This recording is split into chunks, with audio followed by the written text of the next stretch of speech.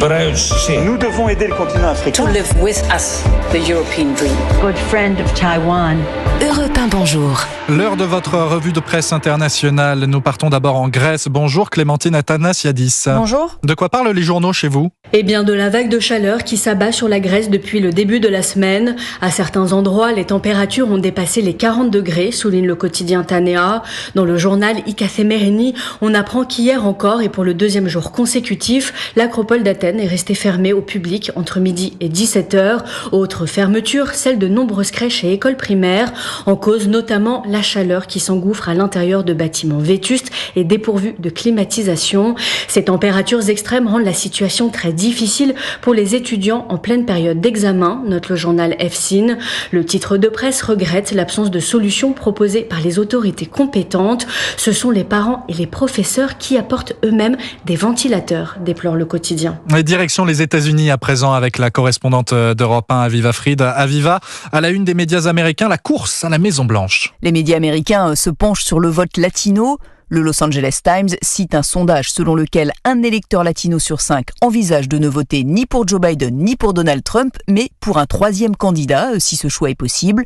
Et celui qui séduit, c'est Robert Kennedy Jr., selon le New York Times, essentiellement grâce à son nom de famille. Le quotidien rappelle qu'historiquement, la famille Kennedy a toujours eu des liens très forts avec les dirigeants syndicaux latinos. Mais pour The Hill, les électeurs latinos sont surtout déçus par la politique actuelle et la crise économique. Ils abandonnent Joe Biden, mais ne veulent pas se reporter sur Donald Trump.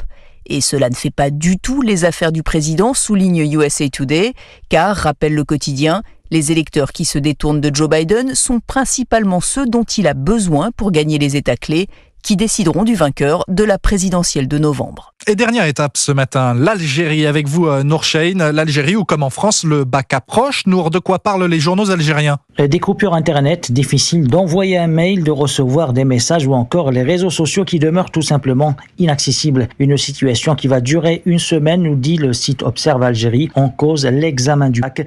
Une fois de plus, les Algériens sont privés d'Internet pour éviter la fuite des sujets du baccalauréat. Les privés, mais aussi les entreprises qui peinent à travailler.